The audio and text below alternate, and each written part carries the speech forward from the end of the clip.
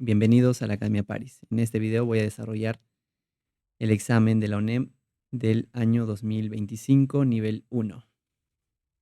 El examen que tengo aquí en físico y se van a desarrollar todos los ejercicios que ven ustedes en este cuestionario. Sin más que decir, comencemos. Aquí lo primero que tengo que explicarles es que el espacio de grabación es tal como pueden ver aquí. Y aquí va a estar este documento que simplemente es el mismo que está el examen, con la diferencia de que van a poder visualizar mejor las letras, por lo que me tomé el trabajo de pasarlo a este documento compartido, al formato de las clases de la Academia Paris COAR. Y bueno, aquí voy a ir resolviendo los ejercicios, los mismos, este mismo documento compartido que ustedes lo pueden encontrar en la plataforma de la Academia Paris. Simplemente buscan en su navegador la palabra Academia Paris COAR. Luego, al ingresar, se dirigen a la sección COAR. Aquí está la subsección ONEM. Y aquí va a estar el solucionario junto al video de este examen. Aquí va a estar el video y aquí va a estar el solucionario que ustedes lo van a poder visualizar. Y nada, sin más que decir, voy a iniciar con la solución del primer ejercicio. Pregunta 1. Para resolver este ejercicio, lo que voy a hacer es simplemente recortar esta pregunta y pegarlo en este documento compartido. Luego aquí voy a desarrollar este ejercicio, teniendo en cuenta que para resolver todos los ejercicios nos dan 120 minutos para las 10 preguntas. Sin más que decir, comencemos con esta pregunta. Aquí nos menciona, el técnico de la selección debe elegir a uno de los 5 mejores delanteros del campeonato. Ávila, Balam, Kukim, Rías y El Tunche. Para elegir al más regular, analiza la siguiente tabla con los goles realizados por cada uno de ellos en los últimos 4 años. Aquí se tiene la tabla donde están los goles para cada año y jugador. Por cada año, el técnico asignó un punto a cada uno de los 3 mejores delanteros. O sea, básicamente es a los que hicieron más goles de ese año, según la tabla. Finalmente, el técnico convocó al delantero que sumó más puntos en esos 4 años. ¿Cuántos goles anotó en el año 2024 el delantero convocado por el técnico? O sea, básicamente nos pide cuántos goles hizo el que tiene más puntaje en todos estos 4 años. Para resolver este ejercicio, lo que se hace simplemente con los datos que te dan aquí, te dice que asignó un punto a cada uno de los 3 mejores. En esta tabla tenemos que seleccionar a los mejores. Por ejemplo, en el 2021, quienes hicieron más goles, se les asignaría un punto. Estos son Durías, Ávila y El Tunche, son los mayores. Para ello voy a graficar una tabla. Bueno, aquí tenemos la tabla y lo que se tiene que hacer es asignar los 3 puntos a los 3 mejores. Aquí, como ya mencioné, está Ávila, El Tunche y Durías. 17, 17, 15. O sea, serían los que recibieron sus puntos. Los otros simplemente consideramos 0. Luego están aquí los 3 mayores, 17, 19 y 16, los 3 últimos. En el 2023 sería 19, 15, 15. A los demás no se le asigna puntos. En el 2024, 18, 18, 16.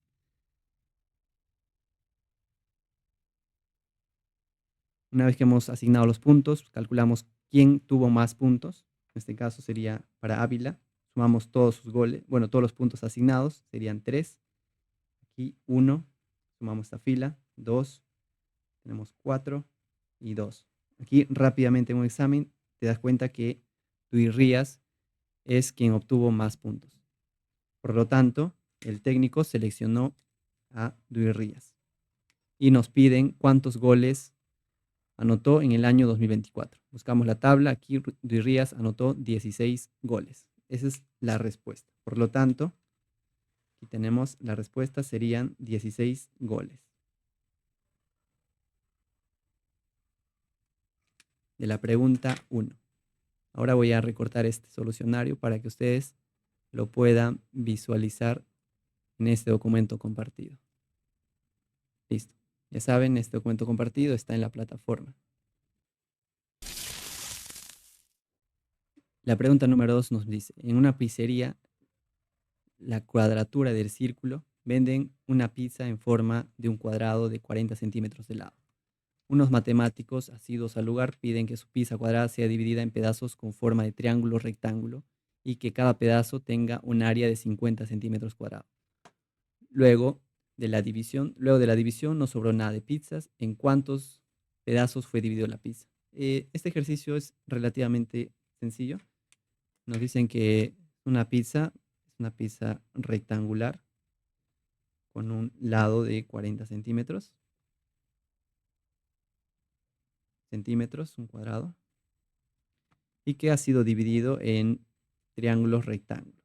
Básicamente son unos triángulos rectángulos de dimensión. No nos mencionan nada acerca de las dimensiones, pero nos dice que cada triángulo, o sea, el área de cada triángulo, aquí lo voy a dibujar, cada triángulo es de 50 centímetros cuadrados. Asimismo, que luego de la división no sobró ningún pedazo. Por lo tanto, es decir, se puede dividir en un número exacto de trozos de esas características.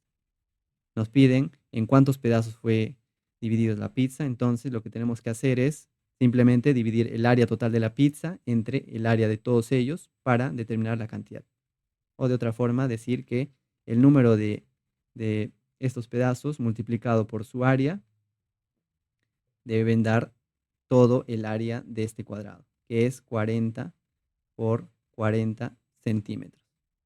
Tenemos esta área aquí calculado. Esto pasa a dividir. Tendríamos lo siguiente. 50 centímetros cuadrados. Como son unidades de centímetros cuadrados, simplemente no lo anoto. Y podemos calcular de manera directa cuántos pedazos fue dividida esta pizza. Sacamos aquí quinta, 1, quinta, 8. 8 por 2. No, 8 por 4, perdón, 32. 32 pedazos. Sería la respuesta de este ejercicio.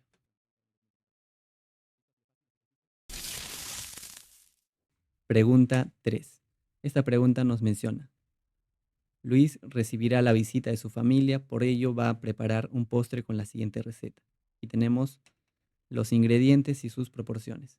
A partir de la situación responde la siguiente pregunta. Para probar la receta del postre se utiliza una cuarta parte de leche, según lo indicado en la receta. ¿Cuánta agua debe emplearse siguiendo el mismo procedimiento? Una pregunta muy sencilla, ya que aquí nos da una cantidad de leche, o sea, nos dice la cuarta parte. Y como este ejercicio, bueno, como esta receta tiene que mantener las proporciones, simplemente también se tiene que usar la cuarta parte del agua. Por lo tanto, simplemente es sacar la cuarta parte de esta fracción. Eso lo podemos escribir aquí, como el agua usado va a ser igual a la cuarta parte del que se menciona en la receta, manteniendo las proporciones. Por lo tanto, sería un cuarto de un entero, 3/4. Aquí lo único que necesitan saber es operaciones con fracciones y también que esta es una fracción mixta con un entero y una fracción. La cantidad de agua entonces sería un cuarto de. Esa fracción mixta lo presentan así, simplemente es añadirle un más entre la fracción y el entero. Y listo, ya lo pueden resolver de manera sencilla.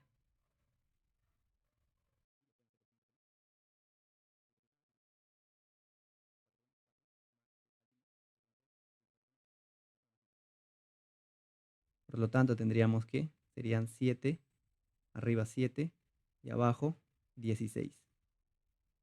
Esa sería la cantidad de agua que se tiene que emplear. Sería nuestra respuesta.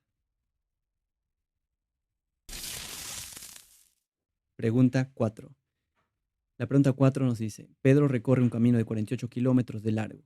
Primero caminó 3/4 partes del camino, luego descansó y caminó un sexto de lo que le faltaba. ¿Cuántos kilómetros aún le falta recorrer? Es lo que nos pregunta. Este ejercicio de tema fracciones. Para resolverlo hay varias formas de hacerlo. Yo lo voy a hacer de manera gráfica, de la siguiente manera. Nos mencionan, lo bueno que nos mencionan es la distancia que tiene que recorrer, que son 48 kilómetros. Luego nos dice que primero caminó 3/4 partes del camino. O sea, serían aproximadamente esta distancia, 3/4 partes de 48. Si recorrió 3/4 partes, entonces lo que le falta es 1/4 de 48. Luego descansó y caminó 1/6 de lo que le faltaba. Eso es lo importante aquí, entender que el 1/6 ahora se refiere a esta proporción de camino que aún no ha recorrido. Entonces sería básicamente que recorrió este tramo adicional, que es 1/6 de esta fracción, que es 1/4 a su vez de la distancia total. Y lo que nos pregunta es cuántos kilómetros aún le faltan recorrer. Aquí lo pueden hacer restando, pero otra forma de hacer es si recorrió 1/6, entonces lo que le falta recorrer, aquí este pequeño tramito sería lo que le falta recorrer este tramo hasta llegar al final, sería básicamente 5/6, ya que recorrió 1/6, o sea, 5/6, para completar el total. ¿De quién? De toda esta dimensión, de 1/4 de 48. Es lo que le falta. Entonces, lo que nos piden, lo voy a representar con X, es 5/6 de 1/4 de 48. Simplemente resolver. Una vez que lo has planteado, es resolver fracciones. Sacas cuarta, cuarta, 12, sexta, 1, sexta, 2. 2 por 5, 10. Por lo tanto, le faltan recorrer 10 kilómetros.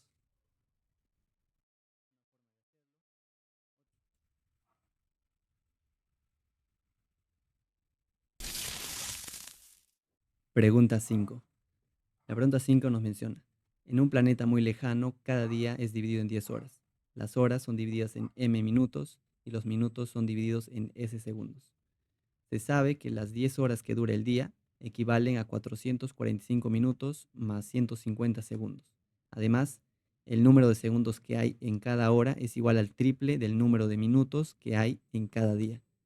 ¿Cuántos minutos tiene cada hora en ese planeta? Es la pregunta. Bueno, aquí, como verán, es un clásico ejercicio de medición del tiempo y lo único que tienen que asociar es el sistema que usamos para medir el tiempo, que son un día tiene 24 horas, una hora tiene 60 minutos y un minuto tiene 60 segundos.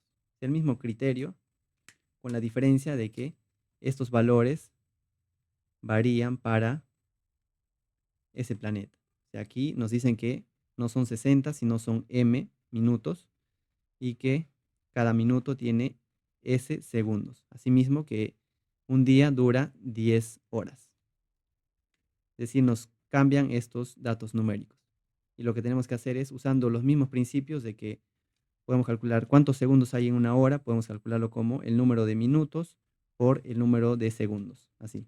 Si son 60 minutos, una hora es 60 minutos, 60 por 60 segundos al final. Así podemos relacionar unas medidas del tiempo con otras. Es aplicar lo mismo. Una hora 60 minutos por 60 segundos. Es la cantidad de segundos que hay en una hora. Vamos a usar los mismos principios, la misma lógica para resolver este tipo de ejercicio. Vamos a usar los datos que nos dan. Aquí nos dice que un día es dividido en 10 horas. Ese sería básicamente un día igual a 10 horas. Tendríamos ahí de dato. Este es nuestro primer dato. Vamos a tener por acá. Luego, las horas son divididas en m minutos, s segundos. Se sabe que 10 horas, o sea, 10 horas, aquí 10 horas, serían 10 horas, equivalen a 445 minutos más 150 segundos. Voy a usar este símbolo para trabajar con unidades, ¿de acuerdo? Listo, aquí tendríamos la primera ecuación, nuestro primer dato. Y bueno, como aquí tenemos segundos, vamos a convertir todo esto a segundos para trabajar con las mismas unidades, porque no podemos sumar directamente estos números, ni tampoco restarlo con 10. Tenemos que hacer unas equivalencias. Por ejemplo, 10 horas serían 10 multiplicado por el número de minutos multiplicado por el número de segundos, para tener toda esta expresión en segundos, en estas unidades de segundos. Luego aquí 445S para multiplicar, para tener cuántos segundos hay en estos 445 minutos. Aquí la S le voy a tratar de dibujar diferente para que no se confunda. Más los 150 segundos. Aquí no le pongo S porque se estaría redundando. O sea, ya están en segundos. Esto ya lo acabamos de convertir a segundos.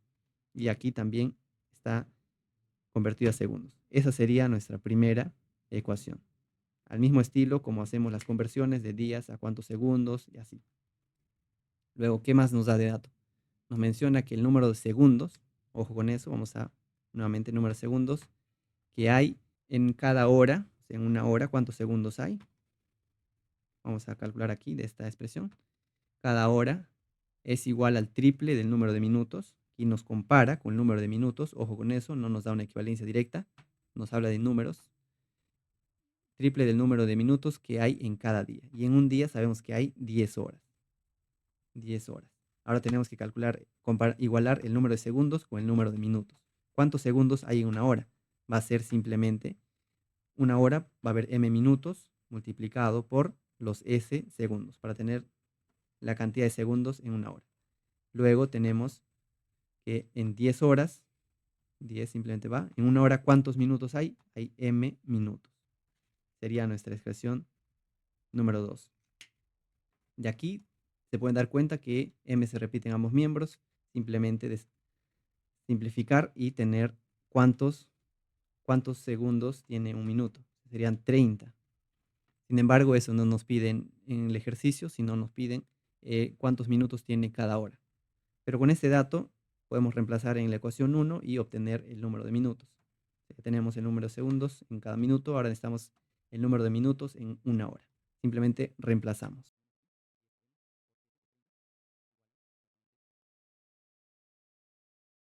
Aquí de forma numérica, podemos aquí simplificar de forma rápida esta ecuación. Podemos sacar treintava 5 y tener lo siguiente.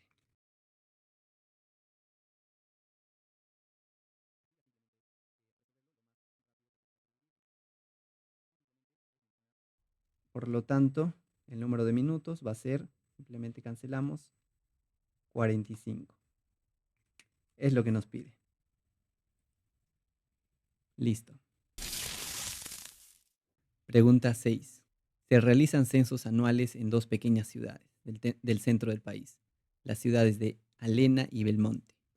En el censo del año 2020 se observó que Alena habían 40.625 habitantes más que en Belmonte.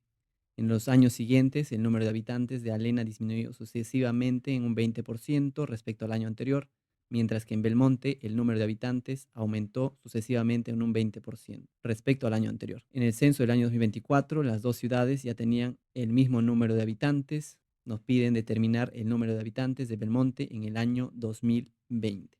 Este tipo de ejercicios donde nos dan una serie de años, hay varias formas de resolverlo. Es el tema planteo de ecuaciones y porcentajes. Una forma de hacerlo es mediante tablas para tenerlo más claro, sería algo así.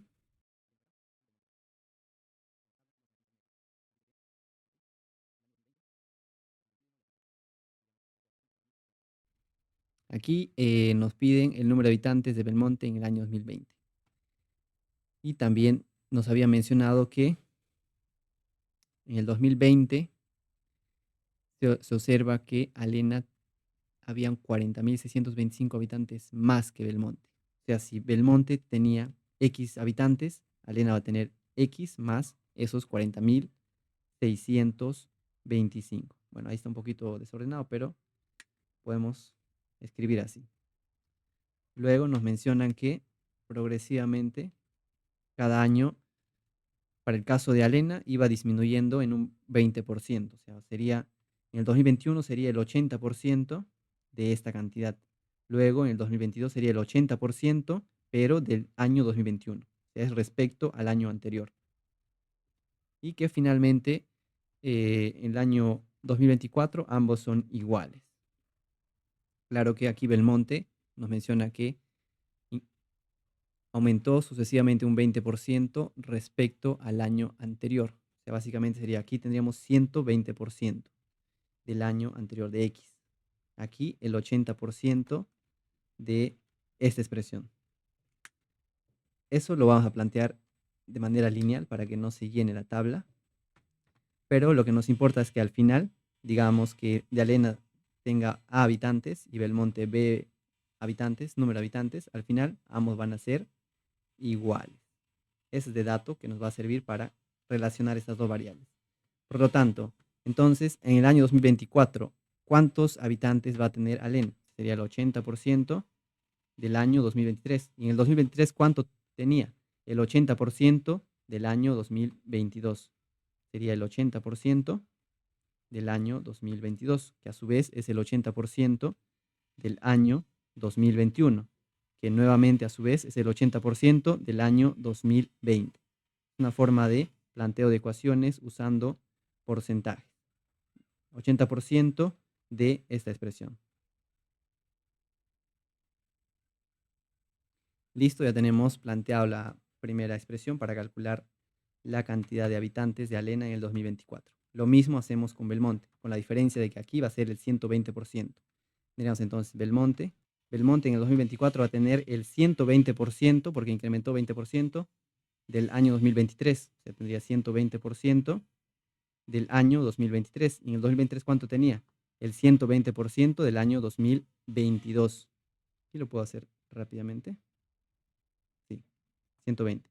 2023 tenía 120% de lo que tenía en el año 2022, que a su vez es el 120% del año 2021 y que finalmente es el 120% de lo que tenía en el año 2020,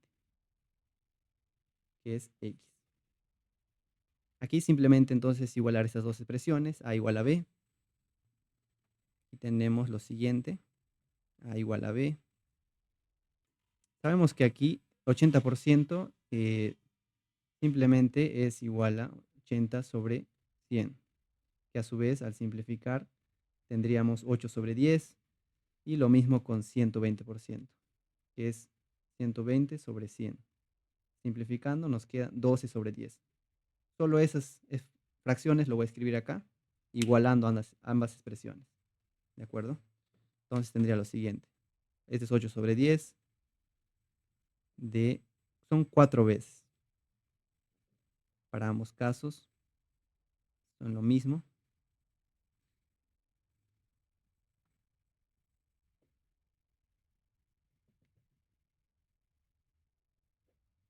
Simplificamos en ambos miembros. Sacamos décima, décima. Y a su vez podemos sacar cuarta 2, cuarta 3 y para todos lo mismo. Cuarta 3 para todos. Y finalmente tendríamos lo siguiente. Aquí tenemos 2 por 2 por 2 por 2. Sería un total de 16 multiplicado por esta expresión. Igual a aquí 3 por 3, 9 por 3, 27 por 3, 81. 81x. Tenemos esto.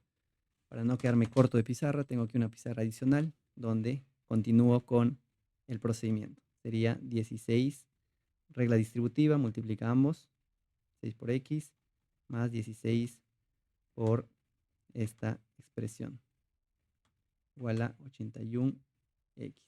Y simplemente pasa a restar y lo voy a ordenar con esta expresión aquí y esta expresión en el segundo miembro. 81 menos 16 sería 81 menos 16. Simplemente aquí en un examen lo desarrollas así, no hay problema, no pasa nada. Restas, tendría 65. Se tendría 65x igual a esta expresión que lo mantuve aquí, pero lo presento en el segundo miembro. Tenemos lo siguiente. Aquí no opero todavía esto porque como x representa el número de habitantes de una ciudad, es un número entero. Por lo tanto, significa que esta expresión es un múltiplo, o al revés, esta expresión y este son múltiplos entre sí. Y pues simplemente puedo dividir esto entre 65 para luego multiplicarlo por 16. Y rápidamente voy a hacer eso.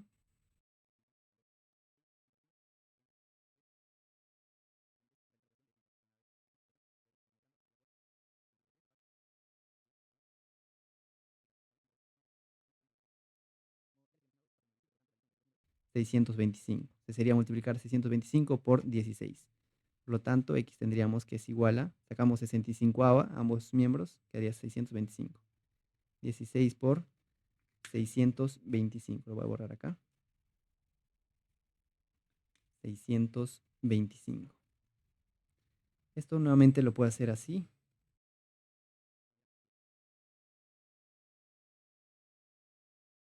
Quedando un total de 10.000 habitantes. Por lo tanto, realizando esas operaciones, tenemos que son 10.000 habitantes en la ciudad de Belmonte en el año 2020. Listo, ese sería el valor de x. De manera directa, esta es la respuesta.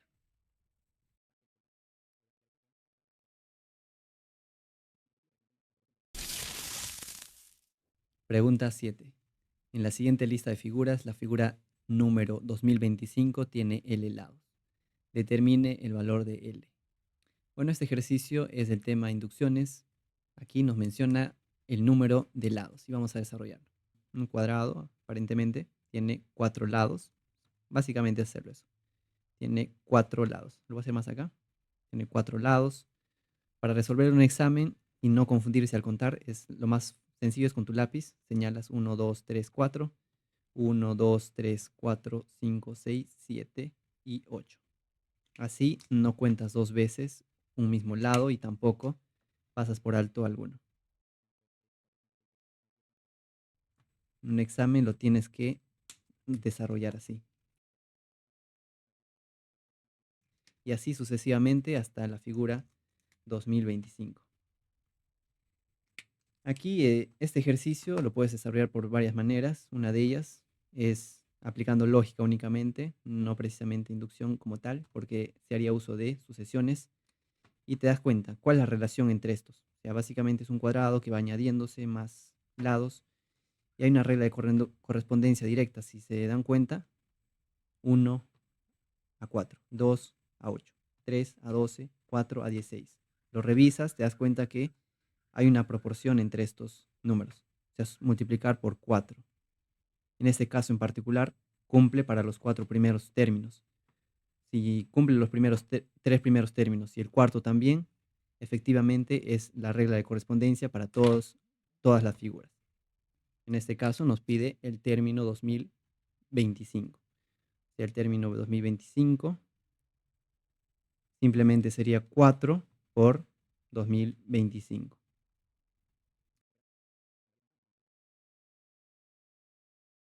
Si de manera directa tienes que el término 2025, 8100 lados.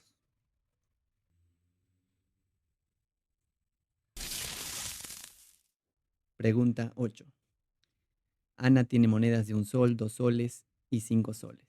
Sabe que tiene más monedas de 2 soles que de 1 sol y que tiene más monedas de 5 soles que de 2 soles. Si en total tiene 53 soles, ¿cuántas monedas de 5 soles puede tener Ana como mínimo? Un ejercicio interesante. Vamos a resolverlo. Paso 1, identificar las variables. Aquí voy a denominar X como el número de monedas de 1 sol, Y como el número de monedas de 2 soles, luego nos dice 5 soles, Z. Número de monedas de 5 soles. Están nuestras variables, luego nos dan unos lineamientos que tiene más monedas de 2 soles que de 1 sol, más que X. Tenemos una primera ecuación. Luego nos dice que tiene más monedas de 5 que 2 soles, o sea, Z es mayor que Y. Sería nuestra siguiente condición. Se cumple eso. Luego nos piden que si en total tiene, o sea, básicamente sería el número de monedas de un sol X multiplicado por un sol más Y multiplicado por 2 soles más Z por 5 soles. El número de monedas por 5 nos da un total de 53 soles. Esa es nuestra ecuación. Y nos pide calcular el mínimo número de monedas de 5 soles. Z mínimo. es lo que nos pide, es lo que tenemos que resolver teniendo esta ecuación y estas dos inecuaciones. Como nos piden que z sea el mínimo, entonces, en consecuencia, en esta expresión, si queremos que z sea pequeño, mínimo, estos dos tienen que ser los más grandes posibles, siempre que se satisfaga esta expresión. Z mínimo se hace pequeño porque todos están sumando, hacemos pequeño para que ellos dos sean números grandes. Por lo tanto, tenemos que aquí asignarle valores mayores a estas dos expresiones. ¿Cuál es el mayor valor que puede tomar y? Sería un número menor que z. Entonces, podemos asignarle un valor igual a z menos 1. Es el mayor valor que puede tomar y respetando esta desigualdad. Luego x, que a su vez es menor que y, ¿cuál es el mayor valor que puede tomar? Sería un número menor que y. O sea, x tomaría el valor de z menos 1, que es y, pero un número menor. O sea, z menos 2. Esas serían las dos formas de plantearlo para trabajar con z. Entonces tendríamos lo siguiente, los valores los reemplazamos en la ecuación 3, reemplazamos aquí x, que es z menos 2, aquí estamos reemplazando, más 2 por y es z menos 1, más 5z, igual a 53. Ese es el caso hipotético donde se cumplen estas condiciones y buscamos calcular el valor de z mínimo. Luego simplemente resolvemos.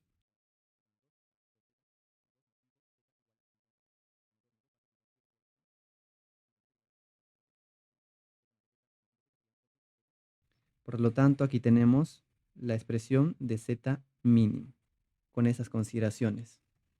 Aquí esto es aproximadamente 7 por 8, 56, 7, aproximadamente 7. O sea, pero como z no puede tomar un número decimal, pero que al menos cumpla esta condición, z mínimo sería un decimal como este, y el entero que le corresponde entonces sería 8. Entonces vamos a probar con 8 si satisface esta desigualdad. Sería el menor número de monedas, porque el número de monedas es un entero, que satisface esta expresión. Así que verificamos. Si reemplazamos esto en la ecuación original, tendríamos lo siguiente. Bueno, voy a usar la pizarra adicional para que se visualice de una mejor manera. Voy a reemplazar en la ecuación 3, que lo tengo por acá. Ecuación 3, donde estamos probando con el valor de z igual a 8. Tendríamos aquí entonces 40. Por lo tanto, tenemos esta expresión, si se cumple o no, 13. Aquí tenemos que darle valores a x y y que cumplan las condiciones iniciales, donde y es mayor que x, y lo voy a anotar, y mayor que x, y a su vez z mayor que y. O sea que se cumplan estas dos condiciones. Y lo tenemos. Vamos a tantear valores. Por ejemplo, podría ser con x. Aquí en y le puedo dar 6, por ejemplo, 6 por 2, 12 y 1. ¿Sí? Puede tomar un valor de 6 aquí, y 1 cumple. Donde y es igual, es mayor que x. Por lo tanto, si se cumple, o sea, y puede ser igual a 6. De esta expresión tenemos que y puede tomar un valor de 6 y x, en consecuencia, 1. 1 más 6 por 2, 12, dan 3. Es decir, satisface con z igual a 8.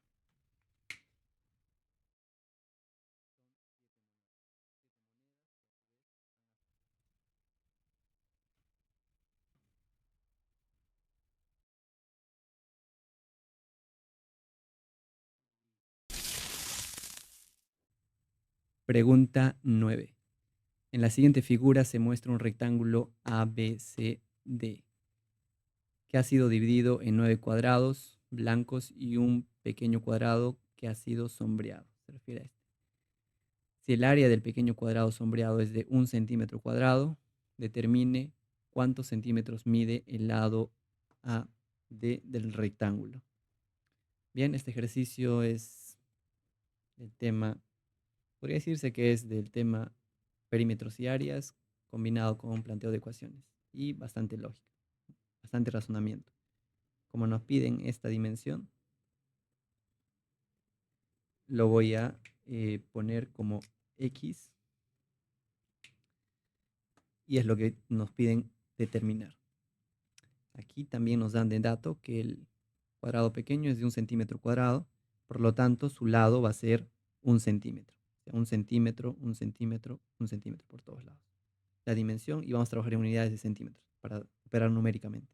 Y nada, simplemente nos dice que son cuadrados y ahora lo que tenemos que hacer es, a partir de este cuadrado pequeño, buscar relaciones entre estos cuadrados que se suman, se superponen hasta llegar a esta dimensión que nos importa.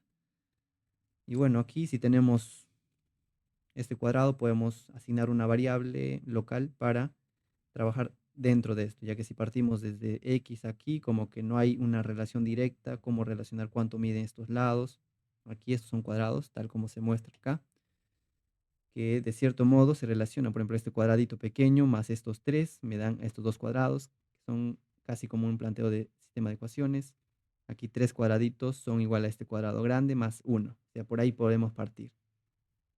Por lo tanto, vamos a asignar una variable, por ejemplo, a este cuadradito que sea de longitud L. L, entonces, como esos cuadrados son los mismos, son idénticos, como se puede visualizar acá, va a ser L. Luego, esta pequeña fracción aquí, lo voy a subrayar, se visualiza. Esta pequeña proporción va a ser L menos 1. Aquí tendríamos L menos 1 más 2L, que es esta longitud total.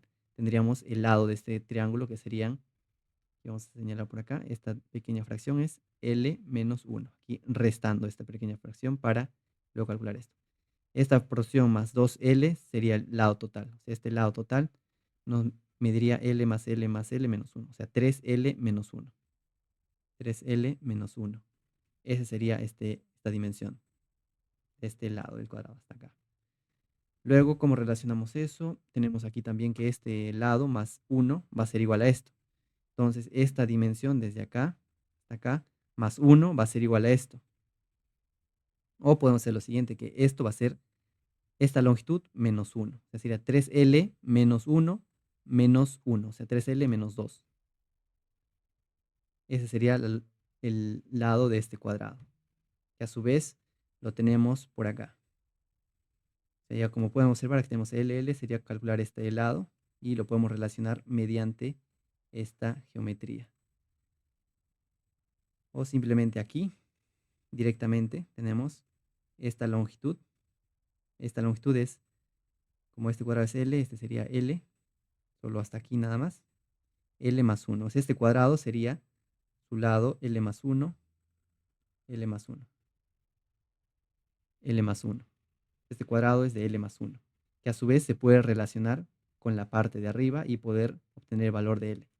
Esta pequeña fracción aquí sería el lado que es 3L menos 2 menos 1. O sea, básicamente sería 3L menos 3, porque le estamos quitando nuevamente 1. Y obviamente como este cuadrado es idéntico a este, como se puede ver aquí en la figura, son los mismos. Entonces esta longitud sería 3L menos 2, porque es la longitud del cuadrado. Esta porción es 3L menos 2. Aquí ya tenemos una relación directa entre dos ecuaciones, por así decirlo, donde podemos sumar toda esta porción igual a toda esta porción. Si relacionamos. Entonces tendríamos aquí L más 1 más L más 1 más L más 1, que en total nos daría 3L más 3, y que van a ser igual a la porción que está arriba, que es 3L más 3L menos 3 y menos 2. Serían 6L menos 5. 6L menos 5. De manera directa podemos tener el valor de esta longitud, que son 8 tercios. Entonces ya tenemos este valor de L y nos piden calcular X, que es la suma de todos ellos, que es 1, 2, 3, 4, 5, 6L más 1, 2, 3. 6L. X es igual a 6L más 3. Entonces simplemente reemplazamos el valor de L. Para ello lo voy a hacer en esta pizarrita adicional.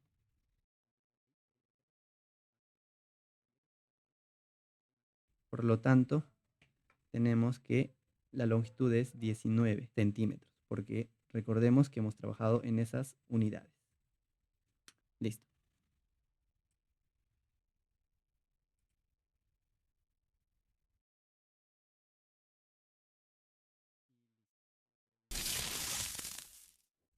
Pregunta 10.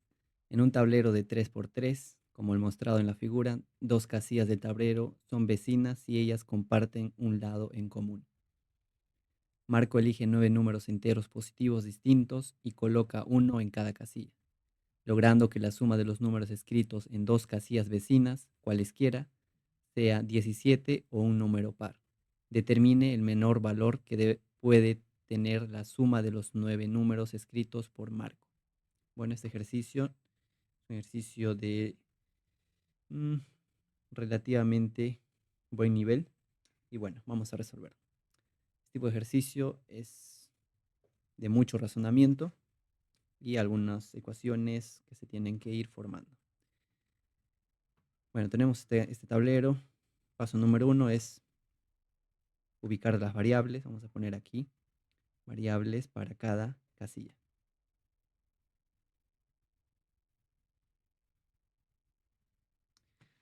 Luego, con esas variables vamos a ir planteando las condiciones, qué es lo que nos piden.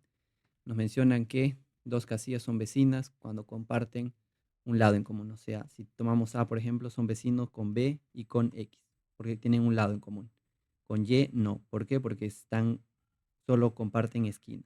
Luego nos menciona que son 9 números enteros positivos distintos. Eso también, tenerlo claro que todos son distintos y que la suma de los números escritos en dos casillas vecinas cualesquiera es igual a 17. O sea, A más B puede ser 17 o par, para cualquiera de ellos. Y nos piden el menor valor que puede tener la suma de estos números. O sea, tenemos que identificar aquí los menores números que colocando cumplan esas dos condiciones, que sumen 17 o que sea un número par. Solo eso, y que sean distintos estos números. Aquí el paso 1 es simplemente, vamos a iniciar por este vértice, el vértice A, planteando las ecuaciones. Para el caso en el que A más B sumen 17, por ejemplo, tenemos aquí, vamos a ir dibujando un tablero. ¿Qué valores puede tomar A? Para que sumen 17 sería lo siguiente, o sea, el caso sería algo así. 17, entonces B se puede expresar como 17 menos A. Es una forma. También A más X, o sea, podría darse ese caso, no lo sé, pero pueden sumar 17 o un número par. Y podemos tener que X se puede expresar como 17 menos A. Como pueden ver aquí, para que estos dos sumen 17 en simultáneo, significaría que B y X sean iguales. O sea, eso es algo que no puede ocurrir, ya que de dato nos dicen que son números enteros positivos distintos. Por lo tanto, de este razonamiento tenemos la siguiente conclusión de que B tiene que ser distinto de X. Luego, en base a esto, pues vamos a construir unas tablas donde se aplique esto y lo anterior. Vamos a ir analizando esos casos posibles en estas tablas, donde nos importa saber si es par o impar también, porque si A es par, por ejemplo, si A es par, y si A con X suman 17, necesariamente X tiene que ser un número impar. Par más impar dan 17. Es la única forma de que den 17. Y como este número ya no va a poder sumar 17, es decir, tiene que ser obligatoriamente un número par. Por lo tanto, tendríamos esas consideraciones. Y para ello lo voy a anotar acá, que un número par más un número impar siempre dan un número impar. Asimismo, la suma de dos números pares siempre van a ser pares. Y con esta condición de que si con él suman 17, te obligan necesariamente que los otros sean pares, significa que necesariamente solo tiene un número impar que satisface la ecuación, o sea, satisface este criterio.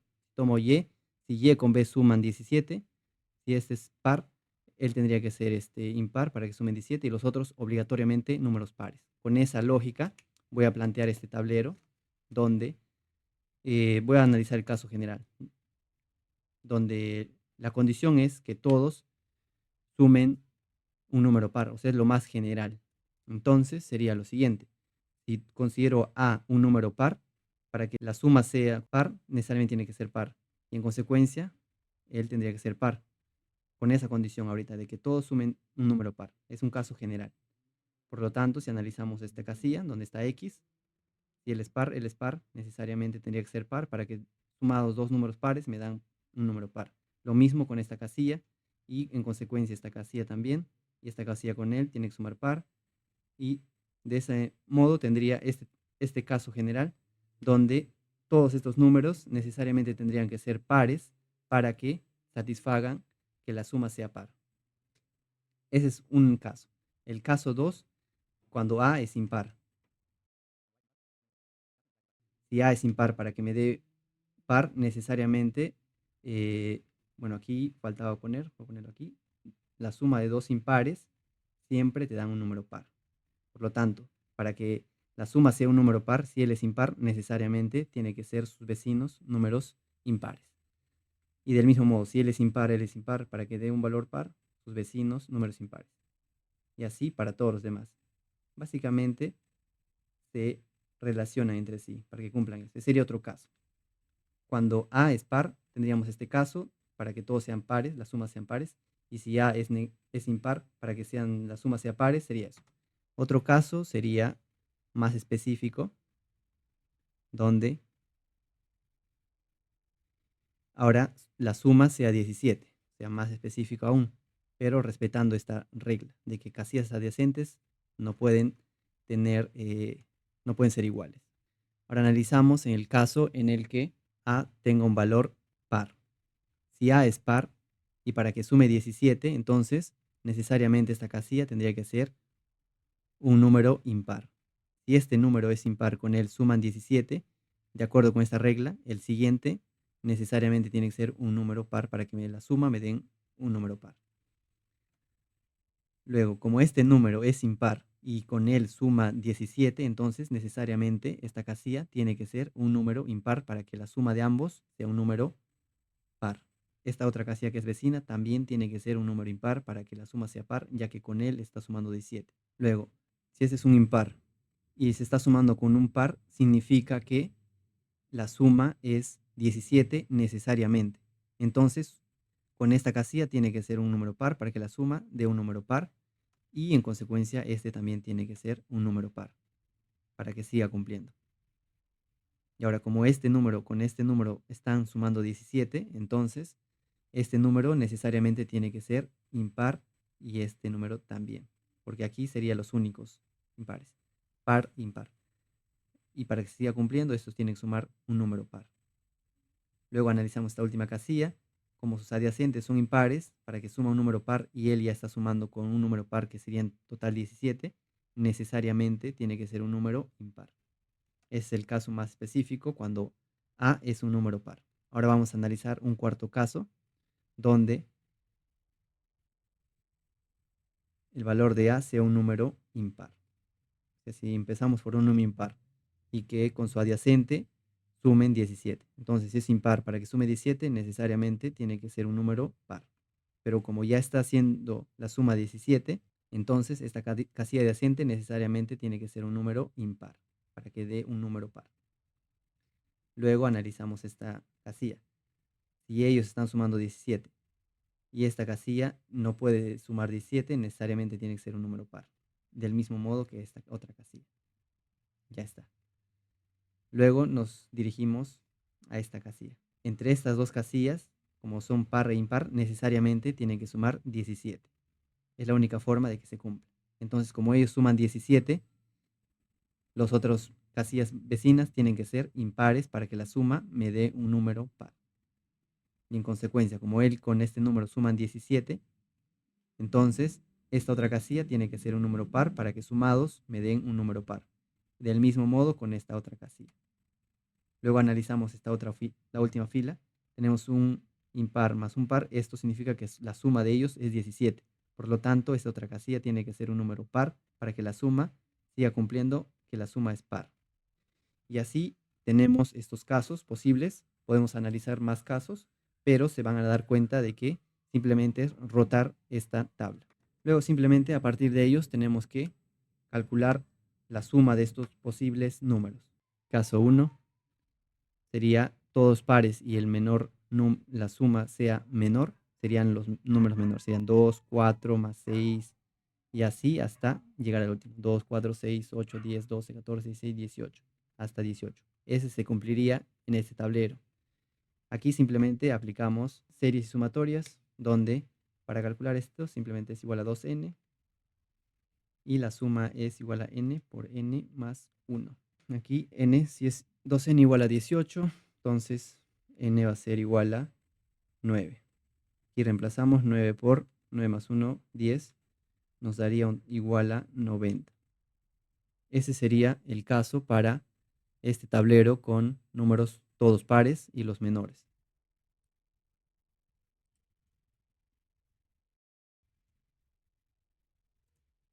Para el caso 1, donde las sumas son números pares.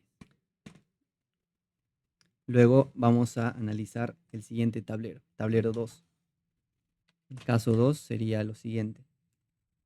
Tendríamos el caso 2, donde todos son números impares, entonces para que la suma sea menor, sumamos los números menores.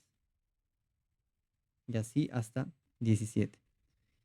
Por series sumatorias sabes que este número va a ser igual a 2n menos 1, donde la suma va a ser igual a n al cuadrado. La suma va a ser n al cuadrado. Aquí reemplazas 18 entre 2, n va a ser 9. N es 9. Por lo tanto, n al cuadrado va a ser 9 al cuadrado, lo que es 81. Eso sería en el caso 2. Lo voy a ir anotando por aquí. El primero era 90. Y ahora este caso sería 81. O sea, de momento este caso tiene una menor suma. Una menor suma es lo que de momento sería, si fueran los dos únicos casos, sería la respuesta. Tendríamos el caso del tablero 2. Ahora vamos a analizar con el caso 3. Caso 3, donde estamos analizando este tablero. Y tenemos caso 3. Caso 3 estaríamos analizando lo siguiente. Tendríamos un número par. Y aquí la condición que se puso es que estos dos números, par más impar, necesariamente dan la suma de 17. O sea, básicamente sería 17 más 17 más 17. 3 por 17 más estos números impares. ¿Cuáles son los menores números impares para tener la menor suma? Son 1, 3 y 5. Simplemente sería el caso 3. Tenemos 3 por 17 más 9, que nos da un total de 60. Entonces sería para el caso 3. Y vamos analizando caso a caso. Tenemos para el caso 3. Ahora vamos a calcular la suma de los números en cada casilla para el caso 4, donde tenemos lo siguiente. Impar más par, sabemos que la condición es que la suma necesariamente tiene que ser 17. Igual con él, 17, 17, sería 17 por 3, más la suma de estos números, que para que sea el menor tienen que ser los menores. Serían 2 más 4 más 6. Números menores. Nuevamente 51 más 6, 12. 12. Por lo tanto, la suma sería 63. Ese es para el caso número 4. El caso 3 y por aquí va a estar el caso 4. Están los casos 4. Aquí en el caso 4 la suma es 63. Y el caso anterior la suma era 60. Entonces, de todos los casos que se han analizado, o sea, los casos posibles, cumpliendo esas condiciones, el menor es 60. Por lo tanto, la respuesta es simplemente eso. Obtenemos que en el caso 3 tenemos el menor, o sea, la suma mínima o el menor mínimo va a ser igual a 60. Esa sería la respuesta de esta pregunta. La respuesta a esta pregunta y también En este caso 3 podemos asignarle los números. Tenemos aquí de dato, podemos asignarle cuáles son esos números, porque tienen que cumplir, es una verificación que se tiene que hacer. Tenemos, tiene que ser, la suma tiene que ser 17. Para ello podemos iniciar con los números menores, obviamente, para haber obtenido la menor suma, tenemos que verificar eso, que efectivamente cumplan, que todos los números sean distintos. Entonces partimos por los menores números, serían 2, todos son pares, serían los menores pares, 6, luego los impares, pero la condición es que sumen 17. Sería 2 más 15, 4 más 13 y 6 más 11. Y que sean impares, tal como se menciona. Y luego los impares, los menores. Aquí, señale 1, 3, 5. Y verificamos lo que se pide. La suma sea 17, tal vez se cumple, o la suma de un número par.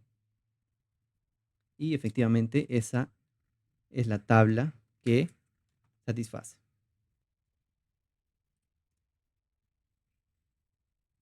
Ya sabes, si te gustó este video, no olvides seguirme y recuerda que tanto el video como este documento que acabo de desarrollar está en la plataforma Academia Paris Coar. Simplemente en tu navegador buscas Academia Paris Coar, accedes a este enlace.